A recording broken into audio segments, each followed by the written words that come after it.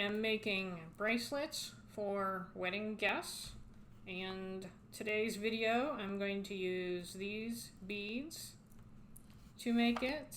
I think I have some smaller some smaller pearls here as well. I'm going to incorporate those. I'm going to get ready and I'll come back to this video. The first thing I'm going to do to make the bracelet easier to work with, first of all, I'm going to make sure that it's long enough, and it is. I have this tool here that puts loops into the end. That's how I'm able to attach the clasp to it. Hopefully you can see that there. And I'm just going to start with one of the ends so that I can put the beads on there and I don't have to worry about them falling off. And I'm going to put the wire within the tool, and I'm going to squeeze the tool. It's going to cut off part of it. Then I'm going to kind of wiggle it back and forth to make sure it's closed, and then remove it. And it's kind of small. I'm not sure if you can see it right there. All right, next step that I always do is I plan out the necklace. Okay, I planned it out, and these, let me move this here. These beads right here will work out pretty well in this order, except it's a little bit too long to make it easier to close. I'm going to remove one of the small pearls, and I'll tell you a little bit about the different things that I'm using here. These are pearls. You can get them at any bead store. Any bead store will sell them. This one right here, it's really, I don't know exactly what it is. I just got it at an online bead store. This is Rhodochrosite. This is my favorite mineral, but it's very expensive. Very expensive. The tag, I'm looking at the tag right now. For a strand of these, it said $90. I'm pretty sure I didn't pay $90. I bought it at a bead sale during a gem and mineral show, and I know that they never charge full price. Again, I have this loop that I've closed off right here, and I'm gonna start putting them on, but somewhere in there I'm gonna leave off a little pearl just so that I can get it closed easier.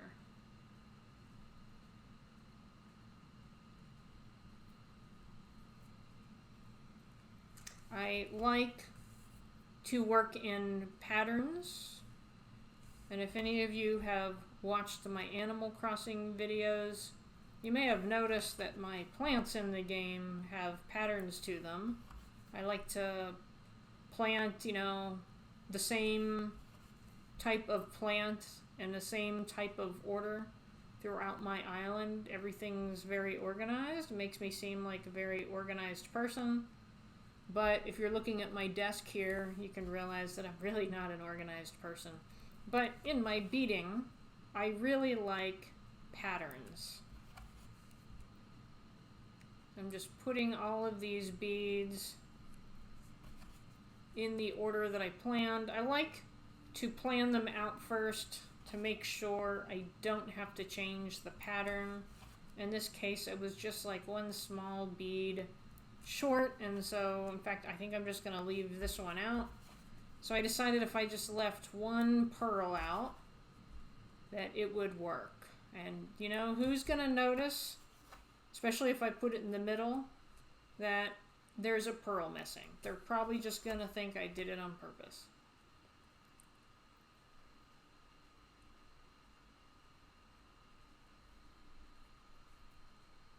Sometimes with these holes, it's kind of like you just gotta fish around until you find the hole. The larger beads, the holes are really easy to find, but when you get down to these little pearls, I have some that are even smaller. It's really hard to see the hole.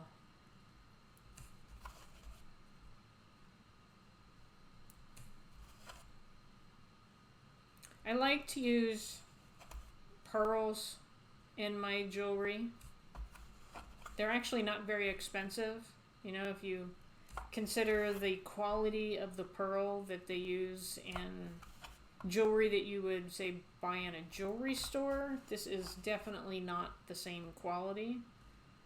They're not very good pearls. They're of low quality, and they're a lot cheaper.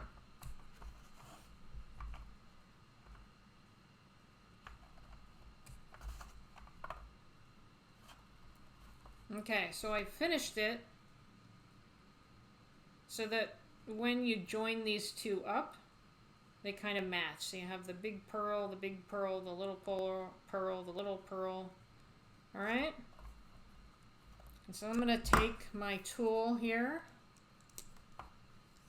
that puts the loops in it. I'm going to hold this tightly. And then I'm putting the wire through there, and I'm going to squeeze it, and then I'm going to rock it about a little bit. Yeah, there's various different toggles that you can use to close them. There's magnetic, which is what I used on this one.